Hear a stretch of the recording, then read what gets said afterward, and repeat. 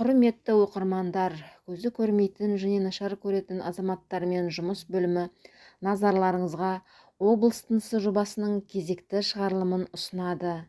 Қостанай таңы газетінің 2025 жылғы 18 шілдедегі 75 нөмірінде «Тораптар тобылда тоғысады» атты мақаласы жарық көрді. Қостанайда Тобыл көлік-логистика кешенінің құрылысы ресми түрде басталды. Бұл Қазақстанның солтүстік аймағындағы ең ірі инфрақұрылымдық жоба. Келешекте стратегиялық маңызы зор нүктеге айналады деген сенім бар.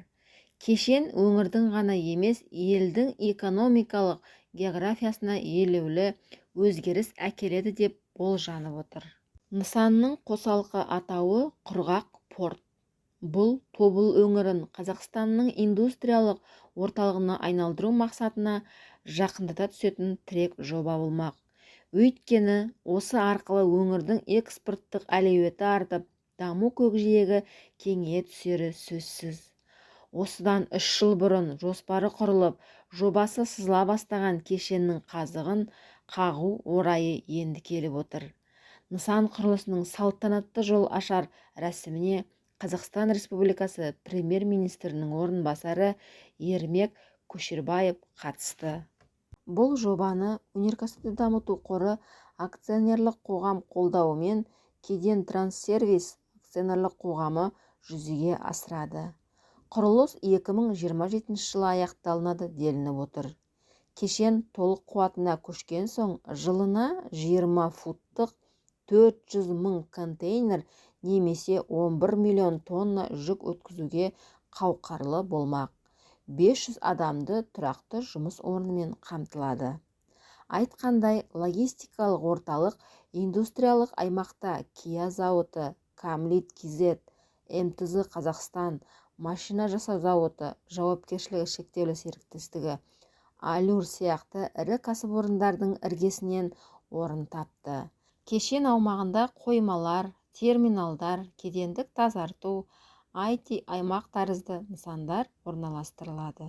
Мұны аймақтық жоба деуге де болмайды. Бұл ұлттық инфрақұрылымдық торап болып табылады.